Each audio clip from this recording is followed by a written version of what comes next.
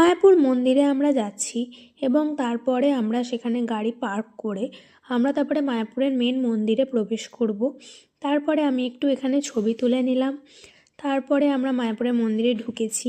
এবার এখানে অনেক দোকানপাট দেখতে পেলাম, এত সুন্দর ফুল যে মন ভরে যায়। মায়াপুর স্কনের মধ্যে সুন্দর সুন্দর ফুল দেখতে দেখতে আমরা চলে গেলাম মায়াপুরের মেন মন্দির, যেখানে আরতি করা হয় সেই মন্দিরের সামনে। এই যেটাই হলো সেই মন্দির।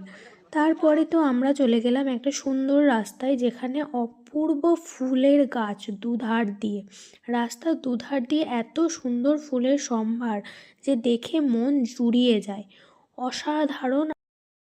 ছোটোবেলা থেকে মায়াপুরে আমি বহুবার এসেছি, কিন্তু যতবারই মায়াপুরে আসি না কেন ততবারই মনে হয় যেন আবার আসি। এত সুন্দর জায়গা, এত ফুল, মানে অসাধারণ জায়গা একটি, মানে আমি বলে বোঝাতে পারবো না আমার কত ভালো লাগে মায়াপুর।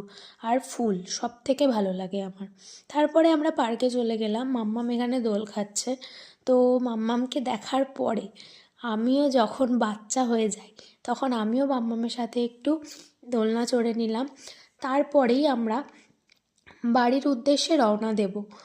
সারাটা দিন হাসি মজা ও আনন্দে কাটলো। তারপরে আমরা বাড়ির উদ্দেশ্যে রওনা দিলাম এবং বাড়ি আসতে আসতে সন্ধ্যা হয়ে গেল। তো খুবই মজা করে আজকে সারা দিনটা চলো টাটা।